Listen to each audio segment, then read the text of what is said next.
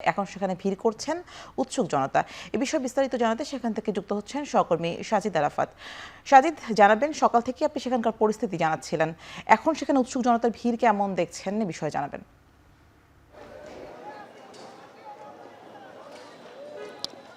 আজকে সকাল থেকে আমরা দেখছি এই যে ধানমন্ডির ৩২ নম্বর বাড়িটিতে গণমানুষের যে স্বতঃস্ফূর্ত অংশগ্রহণ, সেই অংশগ্রহণের মধ্য দিয়েই এখনও এটি ভাঙার কাজ চলছে। যদিও আনুষ্ঠানিকভাবে বুলডোজার কিংবা অন্যান্য যে ভারী যন্ত্র দিয়ে, ক্রেন দিয়ে গত পরশুদিন যে ভাঙচুরের কাজ চলছিল সেটি গতকালকে আমরা দেখিনি, আজকেও সেটি নেই। তবে আমরা দেখেছি যে হাতুড়ি, শাবল কিংবা অন্যান্য যন্ত্রাংশ দিয়ে যে ভাঙচুরের যে বিষয়গুলো সেটি কিন্তু এখনো চলমান রয়েছে। আমরা এখানে উৎসুক জনতা দেখতে পাচ্ছি অনেক বেশি, কেননা আজকে শুক্রবার ছুটির দিন। ধানমন্ডি এলাকায় অনেক মানুষ এই মুহূর্তে এখানে দেখতে এসেছেন। অনেকেই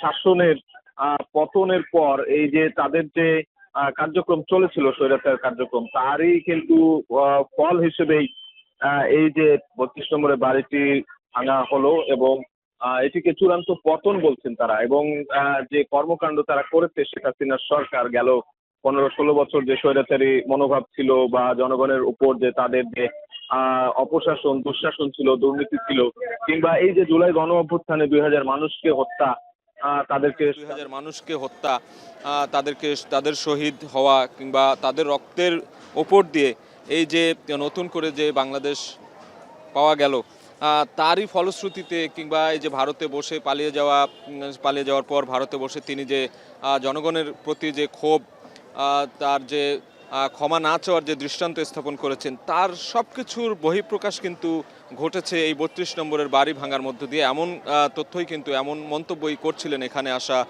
যে উৎসুক জনতা রয়েছেন, সাধারণ মানুষ রয়েছেন তারা। আমরা নানা বয়সী মানুষ দেখছি এখানে, তারা বলছিলেন যে এই যে ধরনের কর্মকাণ্ড শেখ হাসিনা করে গিয়েছেন বা তার সরকার করে গিয়েছে, তার চূড়ান্ত ফলস্বরূপ এই যে আজকের যে পরিণতি, দুঃশাসন অপশাসনের যে পরিণতি, সেটি কিন্তু একেবারে বাস্তবিক অর্থে ফুটে উঠেছে এই ৩২ নম্বরের বাড়ি ভেঙে দেওয়ার মধ্য দিয়ে। এবং এখন পর্যন্ত আমরা দেখতে পাচ্ছি মোটামুটি একটি ধ্বংসযজ্ঞে পরিণত হয়েছে এই জায়গাটি, ধ্বংসস্তূপ বলা চলে।